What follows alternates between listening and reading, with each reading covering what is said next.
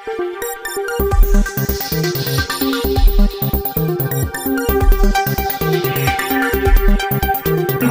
है वो पार्टी के लिए, चाहे चुनाव में हो चाहे फोटो खिंचाने में हो, वो पार्टी के लिए किसी भी प्रकार से लाभदायक नहीं होता। मैं सिर्फ इतना कहना चाहूंगा कि आप सब लोगों ने बहुत कल की सूचना पे आज यहाँ पर सब लोग इकट्ठे, हमारे माननीय कैबिनेट मंत्री माननीय आशीष जी आए थे और उन्होंने जो है कार्यकर्ताओं पदाधिकारियों की मीटिंग ली थी इसी संबंध में, उपचुनाव में और निकाय के संबंध में। तो उसमें सभी कार्यकर्ताओं उनका सबका मन टटोला है। अब जो भी उनका निर्णय होगा वो सबको स्वीकार होगा, जिसे भी टिकट देंगे वो चुनाव लड़ेगा। लेकिन आज वहाँ पर पहले जो सम्मेलन हुआ था उसमें भी लोकल का मुद्दा उठा था कि स्थानीय प्रत्याशी को टिकट दिया जाए। आज भी लोकल का मुद्दा उठा है, तो ये प्रमुखता से लोकल का मुद्दा उठ रहा है। और मैं समझता हूँ कि लोकल का एमएलए होगा, लोकल का विधायक होगा तो बहुत ही समस्याओं का निदान होगा, क्योंकि लोकल का होता है तो उसे पूरी सब कुछ जानकारी होती है, उस पूरे इतिहास को जानता है, हर इस समस्या का समाधान करेगा, वो बैठेगा। अब बाहरी व्यक्ति होगा, 50 किलोमीटर दूर जाना पड़ेगा उससे मिलने के लिए, लोकल का होगा तो वहीं का मिलेगा। चाहे वो टिकट मुझे दें या किसी और को दें, वो उनका फैसला होगा, जो फैसला करेंगे वो हम सबको मान्य होगा। जब बाहरी जो विधायक रहे हैं स्वार में, उनसे स्वार की जनता तंग आ गई है? बिल्कुल तंग आ गई है। ऐसा स्वार की जनता तंग यूँ आ गई कि अभी 2 बार चुनाव हुए, 2 बार जो है नगर ये डिजोल्व हुई एमएलए कॉन्स्टिट्यूंसी, 2 बार विधायक बने और आज तक जो है वो बाहर के ही लोग एमएलए बने हैं स्वार को, एक बार को छोड़ करके। जब से देश आज़ाद हुआ है एक बार एमएलए बने हैं स्वार के, बाकी सभी बाहरी कैंडिडेट एमएलए बने हैं। वहाँ की जनता क्या करें जब यहाँ रामपुर के ही लोग वहाँ पर राज करते हैं। नगर निकाय चुनाव में तीसरी बार आप ताल ठोकने जा रहे हैं, किस तरह का प्यार और समर्थन मिल रहा है, किस तरह जाती? देखिए, मैं ताल ठोकने नहीं जा रहा हूँ। ये सीट महिला हुई है, महिला आरक्षित हुई है, तो पहले भी महिला थी, अभी महिला पिछड़े वर्ग के लिए आरक्षित हुई है। तो मैं नहीं, जो चुनाव लड़ेंगी वो मैडम लड़ेंगी चुनाव, क्योंकि वो भी पहले चेयरमैन थी, अभी वही पर्चा भरेंगी, जो कि हमारा तो उसमें कोई रोल है नहीं। हम तो पुरुष हैं, वो महिला के लिए आरक्षित है, पिछड़ा वर्ग के लिए आरक्षित है।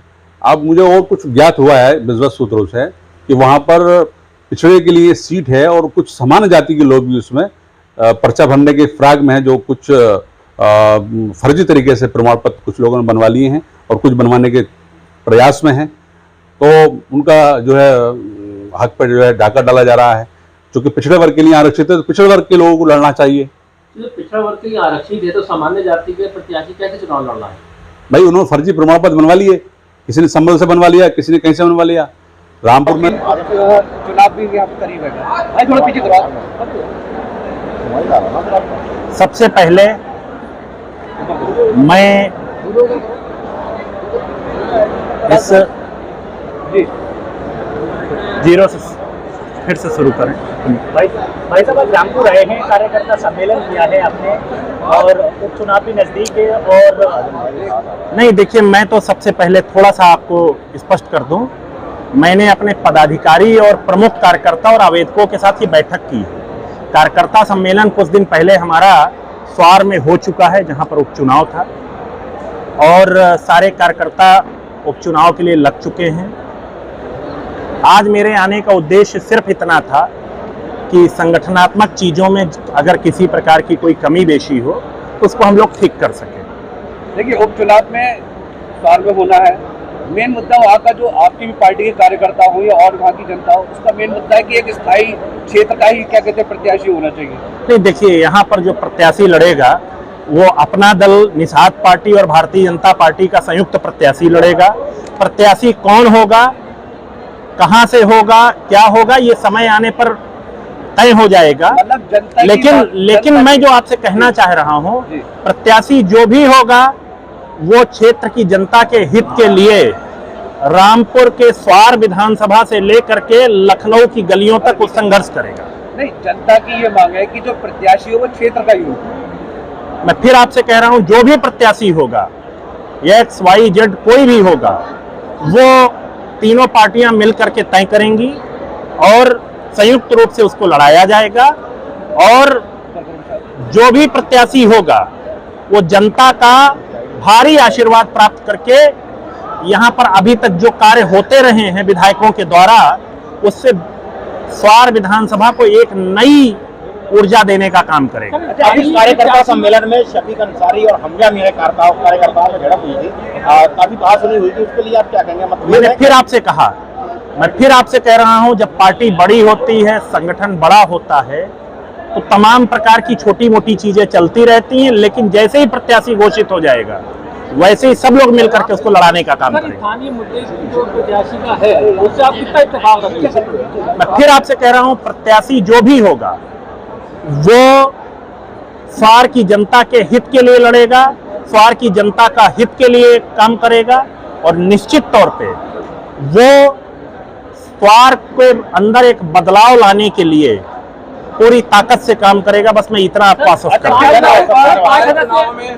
5 सदस्य कमेटी का गठन किया था, 5 सदस्य कमेटी का जो गठन किया था, जो कार्यकर्ता सम्मेलन हुआ, तो कमेटी ने क्या रिपोर्ट पेश की? निश्चित तौर पे रिपोर्ट कमेटी ने दे दी है। समय आने पर, अभी समय नहीं आया है, समय आने पर उस पर निर्णय होगा और निर्णय आपको सूचित कर दिया जाएगा। क्या लगेगा कि स्वार विधानसभा के उपचुनाव में क्या भाजपा का प्रत्याशी होगा या अपना दल का? फिर आप कंफ्यूज हो रहे हैं। मैंने आपसे कहा अपना दल, निषाद पार्टी और भारतीय जनता पार्टी का संयुक्त प्रत्याशी होगा। मुद्दे क्या रहेंगे?